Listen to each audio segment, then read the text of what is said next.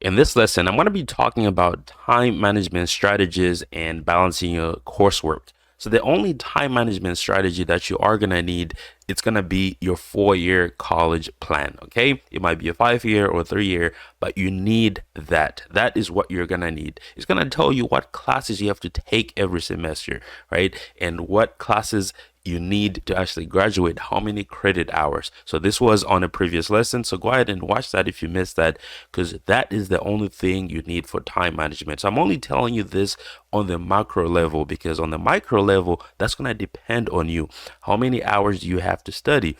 Do you work part-time? Most people do when they're in college. I worked part-time, so I did not have as much time as I wanted to have for studying for classes.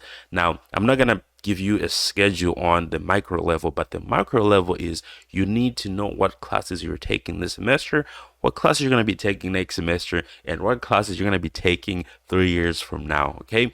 That is how you manage your 4 years in college, or 5 years, or 3 years. That is what you need to have. You can always adjust this as you move on, right? So you need to have that 4-year plan. It's going to show you every schedule for every semester. And the next one is going to be avoiding taking all hard finance classes at the same time. Okay.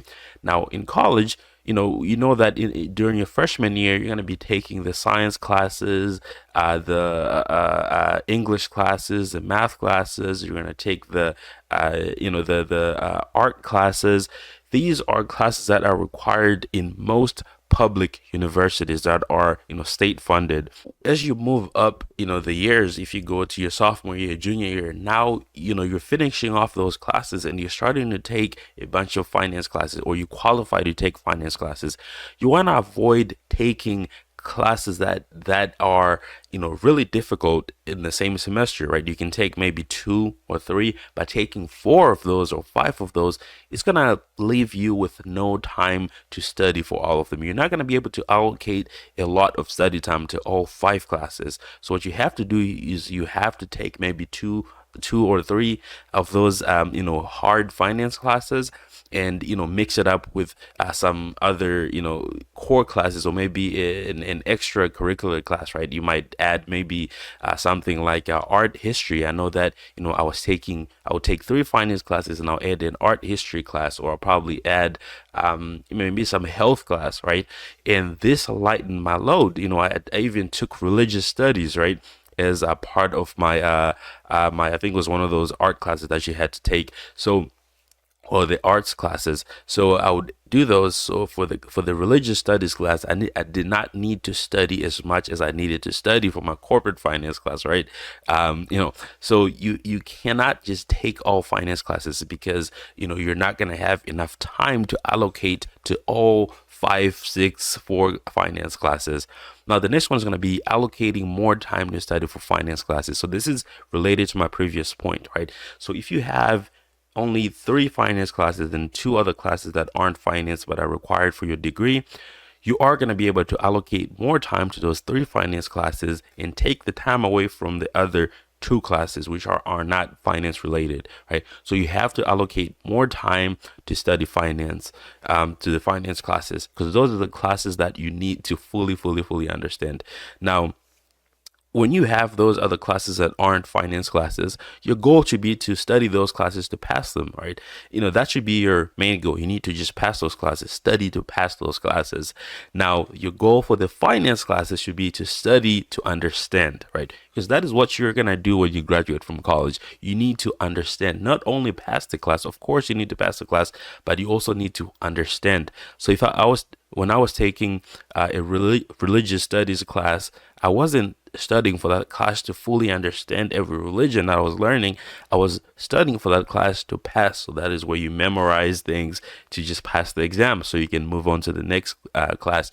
But when I was studying for my corporate finance class, I was studying to understand. I would go use my resources online, which is YouTube videos, to even look up other people explaining a subject that I was learning in corporate finance. I would actively participate in class. I would go to the professor's hours, office hours, to ask questions about corporate finance, because I was studying that to understand and also pass the class. But all the other classes, study those to pass them, right? Because you need to pass classes to graduate.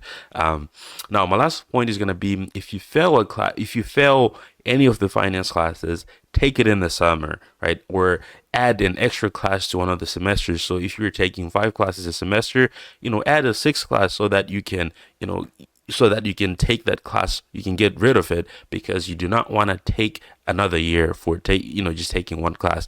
I've seen people that, they'll go through the 4 years, they have a 4-year plan and they fail 2 classes. And when they do that, they just push them to the end. Instead of graduating in 4 years, now they have to do another semester, right, going into the 5th year, to just take 2 classes, and they fill up their schedule with maybe some other, maybe a minor or something like that. Now they're paying for an additional year of college instead of just adding that class to one of the semesters, or maybe taking it in the summer. So if you fail a class, don't add it to a 5th year in college. Don't do that. No, that is a waste of money, especially if you do not have the scholarship. You're gonna have to pay those student loans off. And so those were the 5 different time management strategies, as well as how to balance your coursework. The most important thing is, do not take all the finance classes in the same semester. Don't add 5 finance classes to your schedule, right? You need some light classes and some of those hard finance classes. And also, when you have that mixture, allocate more time to the finance classes and less time to the non-finance classes. And when you study for those classes, for the non-finance classes, study those to pass the class. And for the finance classes, study to pass the class, as well as to understand the material that you're learning. So that is pretty much it for this lesson. I'll see you guys on the next one.